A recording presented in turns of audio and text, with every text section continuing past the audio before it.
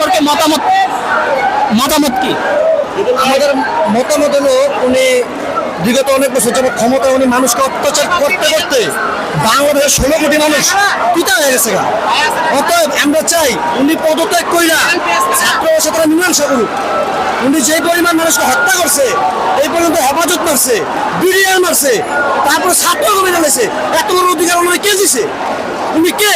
ছাত্রকে বিচার করা উনি কেউই না। দেশ তোলা বানান না, দেশ হলো 16 কোটি মানুষের। ছাত্রকে আমরা ছাত্রকে মিললাম ক্ষমতা না ছিল একদম এক দাবিতে ক্ষমতা আমরা বাইরে ছিলাম। উনি দেখেন কেউই না, উনি নিরহলগুলো হত্যা করতেছে, পুলিশরা অর্ডার দিচ্ছে গুলি করতে। স্বরাষ্ট্রমন্ত্রী বলে আসাদুজ্জামান খান কামাল, ওর হলো কানা কামাল। ওই কানা কামাল কয় যে পুরো ছাত্রকে মারা হয় নাই, উনি কানা মারছে, ওরা প্রমাণ মারছে, মারছে আমার ভাইগো, ছাত্র ভাইগো মারছে। আমরা চাই এই মুহূর্তে